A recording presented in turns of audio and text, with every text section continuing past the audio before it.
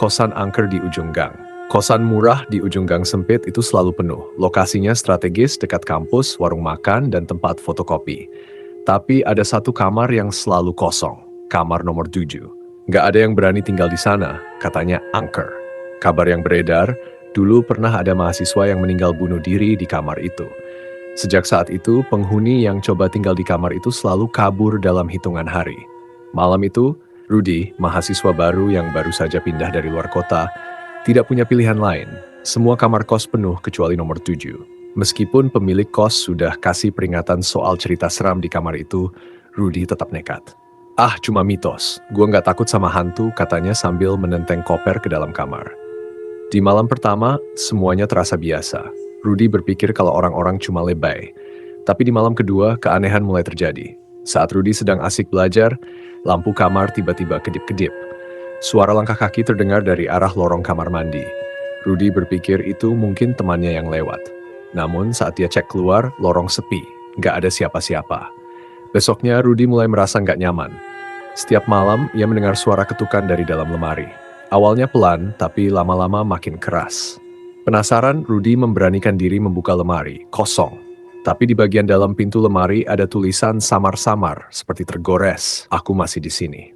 Rudy mulai panik. Malam berikutnya dia nggak bisa tidur. Udara kamar mendadak dingin meskipun kipas mati. Dan di tengah malam, suara perempuan menangis terdengar jelas dari arah kamar mandi. Suaranya lirih dan menyayat hati. Rudy memberanikan diri pergi ke kamar mandi. Pintu tertutup rapat, dan saat dia buka, di dalamnya kosong. Tapi di kaca kamar mandi ada bekas uap yang membentuk kata, "Bantu aku." Rudy nggak tahan lagi. Ia langsung angkat kaki dari kosan itu tanpa pikir panjang, meninggalkan semua barang-barangnya. Ketika ditanya sama pemilik kos, Rudy hanya bilang, "Saya nggak kuat, Bu."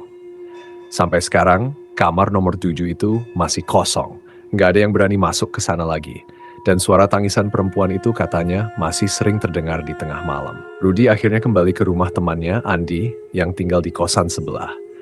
Dengan wajah pucat dan napas tersengal, ia menceritakan kejadian-kejadian aneh yang dialaminya di kamar nomor 7. Andi yang awalnya mengira Rudy hanya bercanda, akhirnya percaya saat melihat ekspresi ketakutan di wajahnya. "Gila bro, lu serius? Gue udah denger cerita tentang kamar itu, tapi nggak nyangka separah itu," kata Andi. Malam itu, Rudy menginap di kamar Andi. Namun, rasa penasaran Andi makin besar. Mungkin ada sesuatu di kamar itu yang belum selesai, pikirnya. Besoknya, Andi ngajak Rudy untuk balik ke kamar nomor 7, tapi kali ini mereka nggak datang sendiri. Mereka bawa seorang teman yang dikenal sebagai anak indigo, namanya Rina. "Lu yakin, Dri?" tanya Rudy dengan nada ragu. "Gua nggak mau ada apa-apa lagi, udah cukup deh." "Tenang aja, Anda bisa bantu. Dia sering ngelihat hal-hal kayak gini. Paling nggak, kita tahu apa yang sebenarnya terjadi," jawab Andi. Sampai di kosan, suasana kamar nomor 7 terasa lebih dingin dari biasanya, meskipun matahari masih terang di luar. Begitu masuk, Rina langsung merasakan ada yang nggak beres. Matanya menatap tajam ke arah lemari, tempat di mana Rudy melihat tulisan goresan itu. "Ada energi kuat di sini. Bukan hanya sekadar arwah, tapi ada sesuatu yang terjebak," kata Rina pelan. "Kita harus cari tahu siapa dia dan kenapa dia di sini." Mereka bertiga mulai menyusuri setiap sudut kamar. Saat Rina mendekati lemari, tiba-tiba pintu lemari bergetar sendiri, seperti ada yang memukul-mukul dari dalam. Rina membuka lemari perlahan, dan saat itu bau busuk menyeruak keluar. Di bagian bawah lemari, mereka menemukan sesuatu yang terbungkus kain usang. Rina memberanikan diri membuka bungkusan itu, dan di dalamnya ada foto lama seorang perempuan dengan wajah yang murung, tampak seperti mahasiswa. Di balik foto itu, ada secari kertas dengan tulisan tangan yang sudah memudar. "Aku akan selalu menunggumu di sini." Tiba-tiba suasana kamar berubah.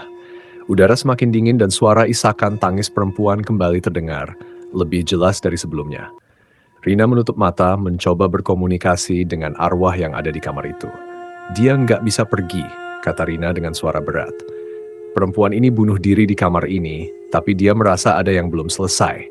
Dia terjebak di antara rasa penyesalan dan dendam." Rudy dan Andi saling berpandangan dengan wajah tegang. "Kita harus bantu dia lepas dari sini," lanjut Rina. "Tapi arwahnya kuat, kalau kita nggak hati-hati bisa bahaya." Rina lalu mengeluarkan seikat bunga melati dan menyalakan dupa. Dia mulai berdoa, mencoba berkomunikasi lebih dalam dengan arwah tersebut. Tiba-tiba, suara tangisan berubah menjadi jeritan. Suara itu semakin keras, seolah memenuhi ruangan. Rina terdiam, matanya terpejam. Seketika ruangan terasa bergetar. Lampu kamar berkedip-kedip dan bayangan sosok perempuan dengan rambut panjang muncul di sudut ruangan. Wajahnya pucat, matanya kosong, dan dia menatap mereka dengan tatapan penuh amarah. Dia nggak mau pergi, teriak Rina. Tapi Rina tetap bertahan. Dia memanggil nama perempuan itu, memintanya untuk melepaskan semua dendam dan pergi ke tempat yang lebih damai. Dengan suara pelan namun tegas, Rina mengulangi doa-doanya. Setelah beberapa menit yang terasa seperti selamanya, perlahan jeritan itu mulai mereda. Bayangan perempuan itu semakin memudar hingga akhirnya hilang. Ruangan kembali tenang. Rina membuka mata, wajahnya terlihat lelah. Sudah selesai, katanya dengan napas lega. Dia sudah pergi. Rudy dan Andi akhirnya bisa bernapas lega. Sejak hari itu, kamar nomor 7 tidak lagi dihantui. Namun, kabarnya siapapun yang tinggal di kamar itu akan selalu merasakan kehadiran yang samar, seolah ada seseorang yang masih memperhatikan mereka dari kejauhan.